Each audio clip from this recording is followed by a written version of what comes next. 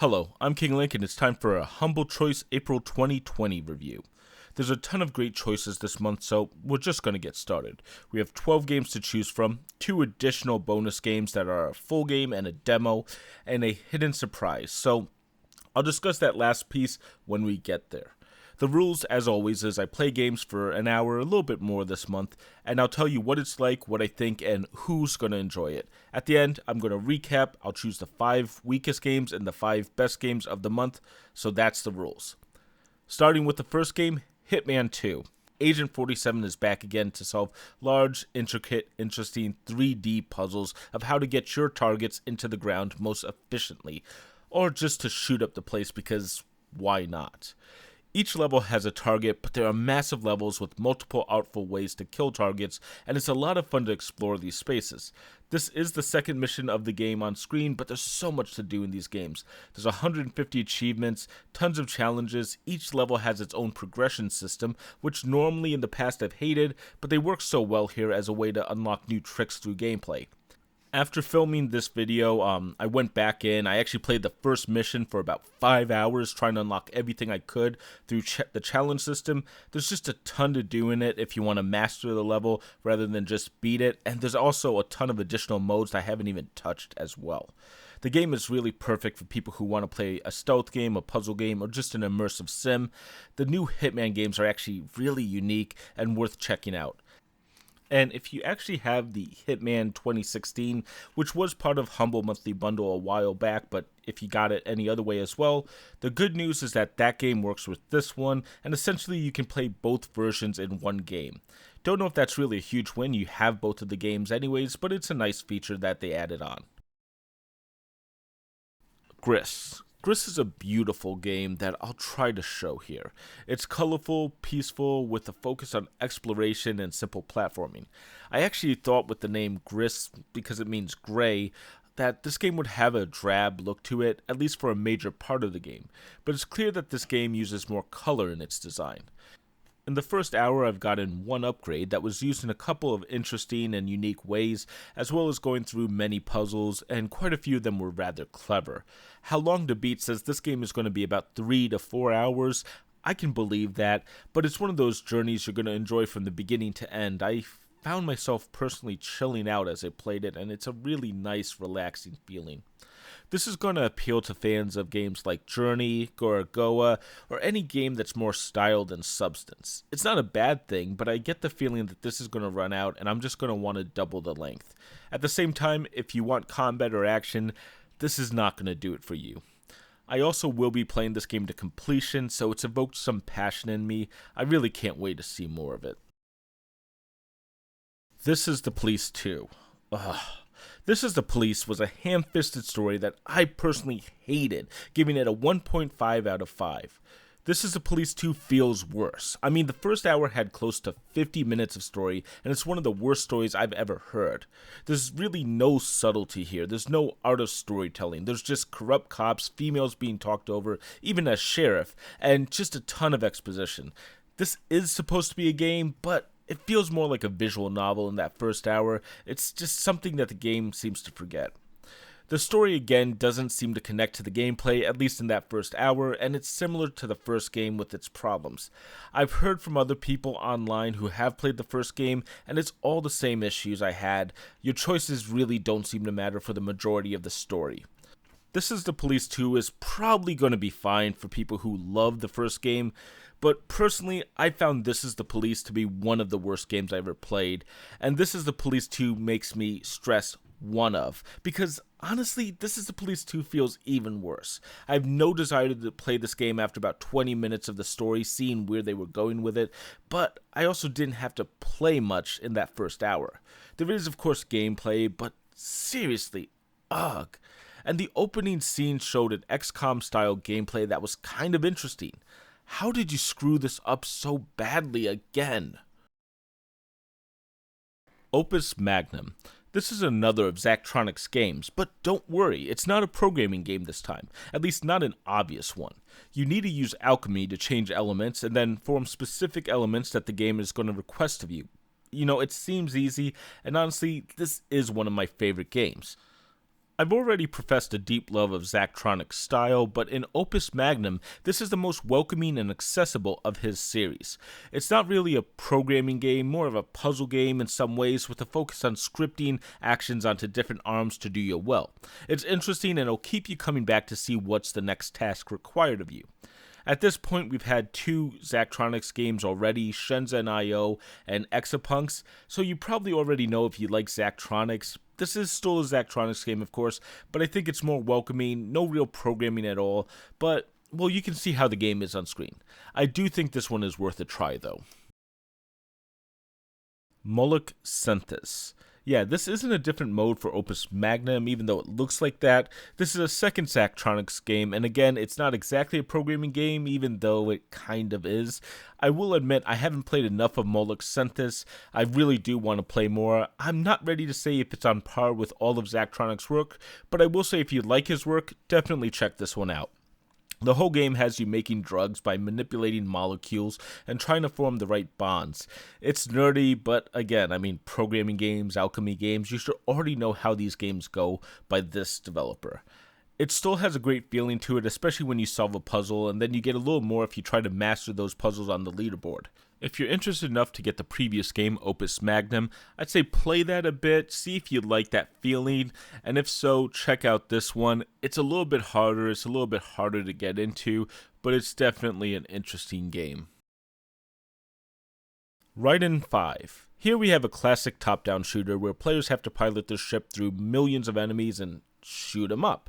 That's why it's called a shoot 'em up, of course. This is a classic old school shooter and it's a lot of fun to play through, though there are a few things I can see an issue with. There's multiple paths in the game that you can take, but they seem quite similar. I also beat the game in just over an hour, and while there are multiple paths, I'm not sure how much replayability there is outside of achievements and leaderboard tracking. There's nothing really wrong with this. I had a great time playing through it, but I always think that unlimited continues ruins a major part of the fun of arcade games. This is a great game for fans of shooters or players who want to chase leaderboards or master games. I enjoy it a lot even though I'm not into that, but honestly I probably won't return. It is worth a look though. Driftland's The Magic Revival. What if you mix Civilization with a little Warcraft? You'd get something kind of interesting. Driftlands is that game. It takes on the 4X strategy genre, but it does so with a real-time strategy slant, with a focus on commanding your units rather than building armies individually. There's a skirmish mode as well as a full campaign mode with a story. Driftlands wasn't a game I was really looking forward to, but now that I've played it, I've had a great time. The exploration aspects are good, the domination aspects are an interesting twist on the real-time strategy genre, and the magic and floating islands idea works pretty well. Honestly, I played the skirmish mode first, found it interesting, then realized there was actually a full campaign mode later on in the menu with a proper set of tutorials that filled in my small mistakes. This is actually a pretty interesting game for anyone who's really into the 4X exploration genre or wants a unique RTS. It doesn't seem as heavy on combat, but that could be because I normally avoid combat in 4X games. Turok 2 is, well, Turok 2. Similar to last month, this is just a modern version of the original game, though I will say that Turok 2 looks a lot better than last month's game of Turok. It's also quite fun. It's still a very old game remastered. I'm not exactly sure what they fixed. The main character looks pretty good. The female character looks like a complete blocky mess. The levels look a lot better than Turok 1, but this still looks like it belongs on an N64. Turok 2 is fine, though it's heavy on the exploration aspects. I spent about an hour and a half on the first level trying to find everything. I got to the end of the level, warped through the final portal, and returned to the beginning of the level. Not exactly sure why. I accidentally then closed the game and found out there's no autosave, so 90 minutes of my time is gone. It's not a bad game, but it's the same issue as Turok had last month. This is mostly aimed at fans of Turok 2, who already should own this game. It's not bad, but not exactly what I think people are going to look for in Humble Choice. Truberbrook, I think. This is a point-and-click adventure game, and it sounds interesting, with a sci-fi slant posited. But outside of seeing potentially an alternate universe version of the main character, at least I'm assuming that's what it was, it's a pretty standard point-and-click game. And I'm guessing at the alternate universe because the main character is a quantum physicist. Sure, I guess. This game is good, and it doesn't have too much guesswork in that first hour. If you have the pieces to solve a puzzle, the game gives you a simple button to use the correct object. There's far less guessing at what you should use in each situation. However, I have heard later puzzles are going to be harder, and there's a bit of moon logic here as well. This game could have probably used a hint system. You also have to exhaust all the dialogue option of an unrelated topic to get more options, such as needing to simply buy a beer. I knew that's what I wanted to do, but I couldn't buy it until I did something else. Now this is going to be one for the point and click fans, but I do know that some people found this to be underwhelming in that community. If you like Whispers of a Mind from a couple months ago, this one might be for you. Bard's Tale 4 Director's Cut. This game is really impressive. I think you could say this is almost like Elder Scrolls in that they took a concept that was big in the 80s and updated it for 2000s. And they did a great job. You have a vibrant world with a lot to do in the first hour, a ton of quests, battles that appear, but you're going to have to consider each grouping and avoid a couple of them because they're too challenging, and you start to get the idea. The combat here is tactical and turn-based. There's a decent amount of puzzles already in the first hour of the game. I actually loved my time with this one. I like the feeling that there's a ton to do in the world and exploration's really paying off. There's a few nitpicks like a code wheel that you're going to have to go to a website to get, which is odd, but overall, yeah, I like this one. This is a great game for fans of old school games and people who want to get that immersive feeling into a fantasy game. Fans of Elder Scrolls will want to check this one out if you like the combat on the screen already. And a special bonus, at least for me, I got Bard's Tale Trilogy as well. Note though, that's an updated version of the 80s games, which is, honestly, it's going to be quite rough to play those nowadays. But additional content's never a bad thing, and this is a series where you don't have to play the previous games, but it is nice to have those as well. Shopkeep 2. The shopkeeper genre is a genre I've been constantly searching to find the great game in. Recessiteer is still one of the best games after 13 years, and a new contender, Shopkeep 2, is, well, rough, as you can see. The character models are not that appealing. The gameplay is mostly buy stuff on order, put stuff out in your shop, make a huge markup on it, and profit like mad. There's a lot of stuff here, but there's also a lot of bugs. And this was in early access, it has finally been released, but this doesn't feel like a game that came out in the last 2 years. The quest system also seems to just stop, and overall, the experience here doesn't really feel special. It's a game that's trying to reach the simulation loops like games like Stardew Valley does, but here, it doesn't do anything near that level of quality. It's not an awful game, it's just not a great one. Grab this if you want to try another shopkeeper game, but I'd rather go back and play Reciteer or Moonlighter than this one. It's also only $10 on Steam and often goes on sale for $2, including last month, so there might be better ways to pick this up. Capitalism 2. This game was released in 2001. No, that is not a mistake. This game literally came out in 2001, almost 19 years ago, and in it the game suggests you check out a 2012 version of the game, Capitalism Lab. I have to ask, did we get the wrong game here? Even a 2012 game would feel out of date in a humble choice, but 2001 is ancient, and man, this game really does feel like an artifact of 2001. The UI is horrible and unresponsive at times, the tutorials are terrible to the point that people suggest not trying to complete them after it explains the basic ideas to you. The experience isn't that fun, and the whole game is a mess. This is a 20-year-old game, and I can't accept most of those complaints, but we're comparing this against good or great games from 2018 and 2019's. Nothing about this stands up. And again, this is also $10 on Steam. You can grab it yourself if you really want, but I don't think many of the people here are dying to have this one. Just my opinion, but no thanks. This actually feels like a company pulled out of the humble choice at the last minute and they scrambled to find anything to make 12 games. Alright, so that was 12 games available this month, but as always, there are bonus games, and I'll try to go over those quickly as well. Divinoids. On screen right now, it kind of looks like Rampage, though oddly the graphics feel a bit weaker than the arcade versions of Rampage back in the day.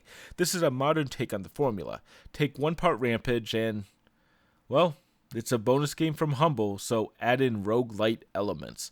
I've reached the point where I'm so sick of roguelite elements, and yeah. You go through worlds, destroy buildings, fight enemies, and have a pretty good time. It does feel like a modern take on Rampage, though I think the controls could be a little bit better. Using a controller is better than the keyboard, which has horrible controls, but it's still not perfect.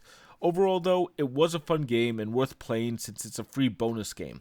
There is a 2-player mode, it looks like, as well, so you can try that out. It's probably not worth the price of a full purchase here, but you can have fun with it as a bonus game. Ring of Pain. The second bonus game is a demo from Humble Publishing, and yep, it's a roguelite. I mean, seriously guys, could we stop with this? At the same time, it's a card-based roguelite. Dear God. I mean, I'm not trying to complain. Ring of Pain is not a bad game, but how many of these games are there? We had One Step from Eden last month, card-based roguelite, and this one. And honestly, Ring of Pain is pretty good. It's based on the theme of rings for lots of things, in that everything is circular. Before long, you're moving right and left as you explore rings of enemies or ambushes or even multicolored doors. That's the way the dungeon is set up. I don't know exactly what the colors on the doors mean yet, but I actually had a great time here. And I'll probably pick up the final game whenever it comes out because this was pretty interesting. Again, if you have the bundle, it's worth playing. Probably not worth the entire bundle price, but of course it isn't. It's a demo. Now, before we get to the best and worst of the month, there's a hidden game that I want to bring up. I know nothing about this, and in fact, my work laptop and my home computer doesn't even show this information no matter what I've done. I don't know why. But here's a banner I have on my home laptop. If you haven't seen it yet, this is what it says.